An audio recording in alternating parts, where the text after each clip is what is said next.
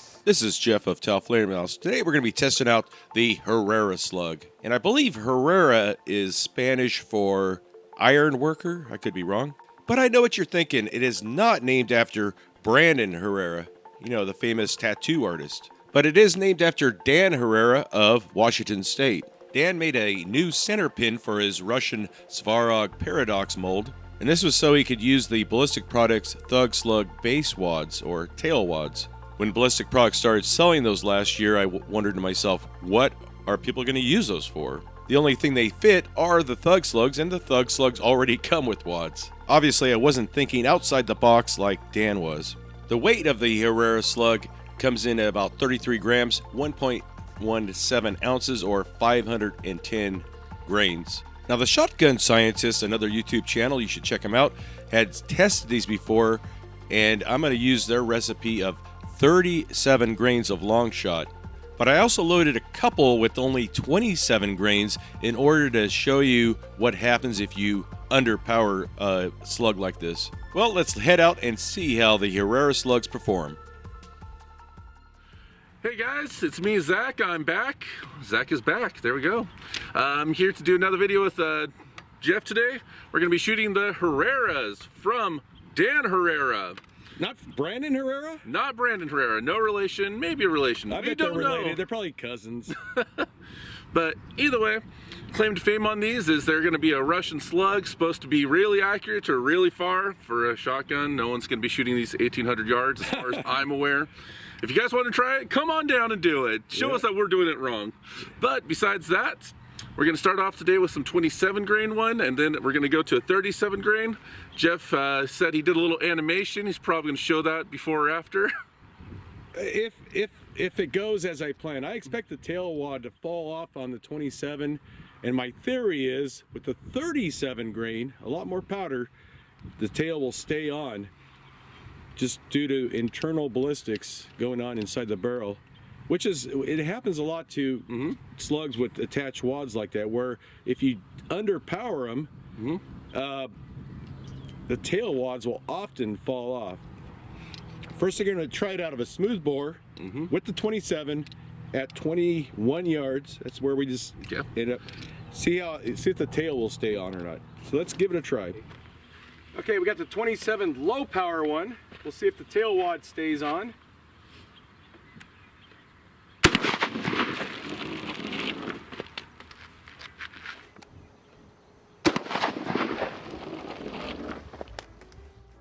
As predicted, the tail wad did separate from the slug. Now, this may not occur on every single shot, but we kind of got lucky here, and it did happen on this shot. And you notice that the slug drifted to the left and a little bit high on this shot. What's interesting is the slug is actually very stable on its own without that tail wad. So essentially, it's kind of behaving like a Foster slug that has no rifling on it. Since the tail wad fell off, did that really affect its accuracy? Let's look into it further. 37 grains, 10 more grains than the last one, according to my math.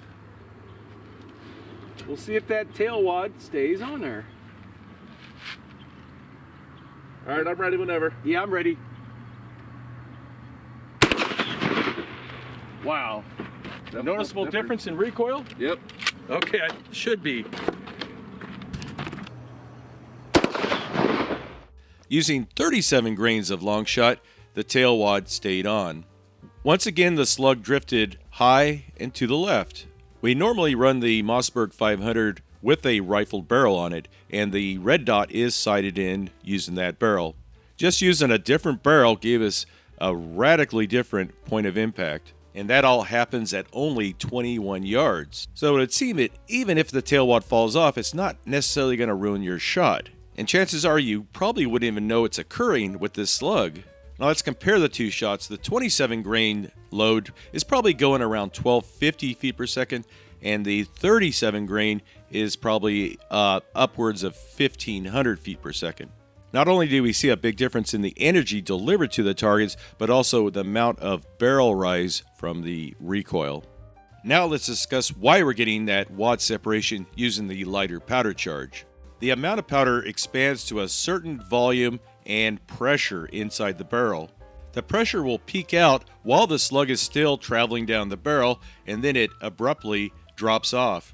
The wad is very light, but it has a lot of friction, and inertia keeps the heavy slug from decelerating as fast as that lightweight wad.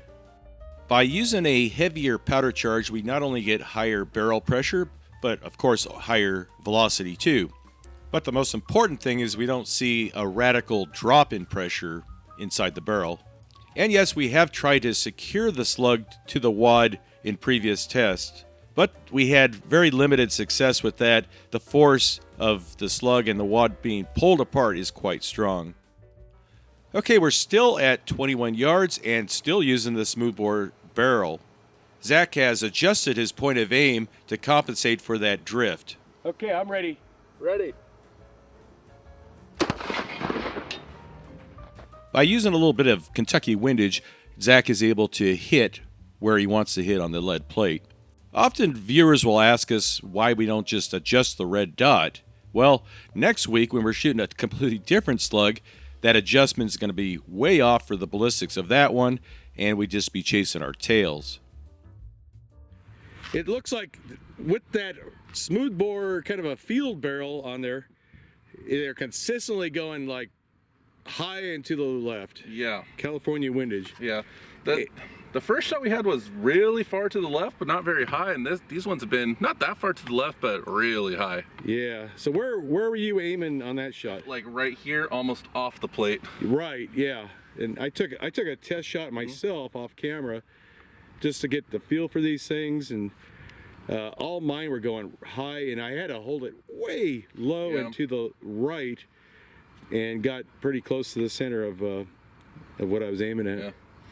But So good energy. Didn't go through the lead plate. It's a did it crack it or anything in the back? or- crack it. We got a little crackage there, Yeah. a little deformation. Mhm. Okay, let's try the rifle barrel now. Since that red dot is sighted in for that barrel, you put a different barrel on there, and then Yeah. who knows where it's going to hit, right? Mm-hmm. Okay, but we've kind of figured it out finally after a few shots with that smoothbore. Dead center on this one. Yeah, definitely aim dead center. See, we got to start out assuming it's sighted in. So always aim dead center first, and then adjust as needed. Okay, I'm ready. I felt better. But we'll see. Using the rifle barrel, the point of impact is now shifted high and right. And also, you probably notice, using the 27 grain light powder charge, the slug did not separate from the wad. Sometimes that happens, sometimes it doesn't. Often, slugs with the tail wad don't perform as well using a rifle barrel, but this one sure did work well. I'm aiming dead, bottom, middle. Okay. Does that mean anything? All right, I'm ready whenever. Okay, I'm ready. Jeez. I don't think I hit it. I think you hit something.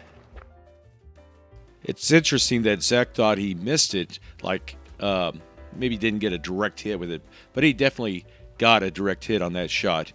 It just went through there so fast it barely moved the hard drive.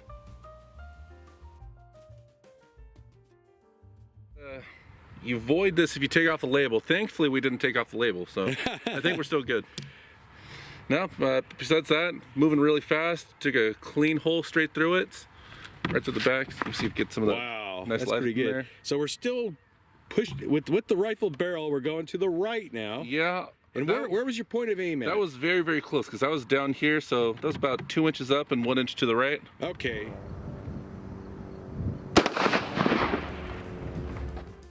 Zach continues to make some minor adjustments, and he's getting really close now. That thing technically hit the nose. And at this point, I kind of joked around with Zach, saying, if we put a quarter up there, you'd probably hit it. So we're getting really confident with these slugs. Okay, a fun little target there. Better than shooting at paper, right? Yeah, just a little bit. So you actually hit the nose, Yeah, hit technically. very, very close to where I was aiming. Sorry, I'm just trying to get in the sun a little bit more. Yeah, I like the way you think. hit very, very close. I was aiming this general vicinity, and so it went just a hair high like we expected it to be. Yeah, we're finally able to kind of Yeah. predict where these things are going now. Okay, we got the Telflator head. And what are you trying to hit on this? The We're trying to hit the bridge of his glasses. bridge of the glasses. Okay, I think you can get close to that. Okay, whenever you're ready. Wow, very energetic. We can see that Zach is really progressing and is nailing his shots. Right on the bridge of the nose, right where he was aiming. The Herrera slug seemed to perform quite well with the rifled barrel, and I thought they were pretty accurate with the smoothbore too. We had just a tremendous amount of energy dump on that head. I don't know if we've had a more energetic head shot than that, to be honest. We're now at 40 yards. Little tiny milk jug. It's like a little tiny pig that you're out hog hunting. So let's see how he does. Okay, I'm ready. Got it. Not a problem at all. 40 yards seemed to be no big problem. It just shot a little bit high, and these have been shooting high, as Zach was mentioning earlier. Now, he may have thought that the slug would drop a little bit, so he didn't really account for that. Now let's see how they do at 80 yards. Okay. That's almost Does perfect. how much does the red dot like cover like half of it or something? Yep. Yeah, that's the problem. Kind of the limitations of a red dot, but Firing.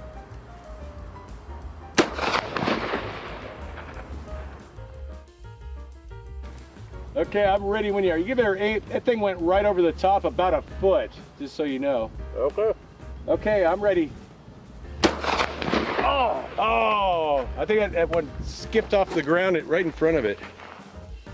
Even on this shot, we could see that it's still drifting a little bit to the right. It's getting close, though. He's walking it in. Ready. Yes! Absolutely fantastic. Persistence definitely pays off. Now, if we only shot these slugs with this exact powder load, well, we would take a couple clicks to the left to bring it over to the left, and also a whole bunch of clicks down because they were shooting high. That's crazy that we can even be walking in a shotgun slug. Yeah. These things are pretty good. This is guesswork on like a Foster slug or anything else. Right. I think these are as accurate as a Foster slug, if not more accurate. I don't know. Okay, now we got the 100-yard target. That's what it looks like down there, folks. Yeah, we got Brandon down there waiting for us. 100 yards, measured with the laser range finder. Come over. Okay, 100 yards.